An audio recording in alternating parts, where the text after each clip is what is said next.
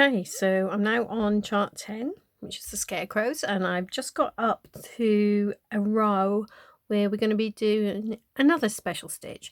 So if you remember, for the eggs down here for the chickens, to make the eggs stand out more than just a normal little dot like so, we did little sort of mini puff stitches so they look more like egg shapes. Well, for the buttons on the scarecrow's jacket, I wanted them to stand out a little bit more than, again, like these little dots, like the eye for the crow there, but not as much. They don't need to be as big as the eggs. So got yet another slightly different stitch. So what we're going to do, I've now got up to the scarecrow's body here on row 20.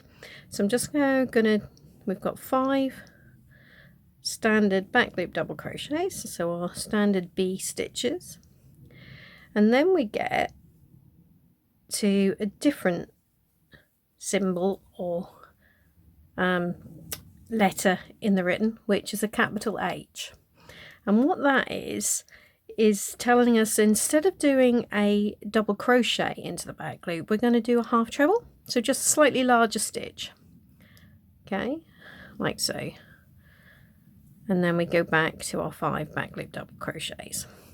So on this row you'll only just sort of notice them, but if I've just done 3 there, so it looks slightly bigger. But what we're going to do on the next row is just work into, if I turn it over, hopefully you can see there that the half treble, the back of it looks slightly different to the double crochets. We've got this extra sort of not prominent third loop. There is a third loop in the double crochets, but it's a lot fiddlier to get to. So what we're going to be working into on the next round is that third loop. What that then does is bring both those top loops forward a bit, so it's going to be a little bit more prominent.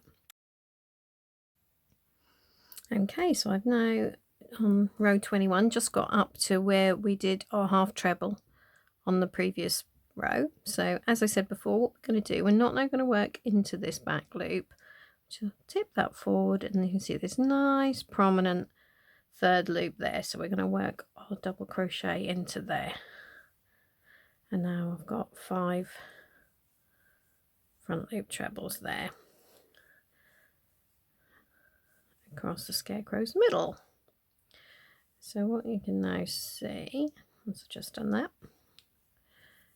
hopefully you can just see, it just stands out a little bit more than the crow's eye there.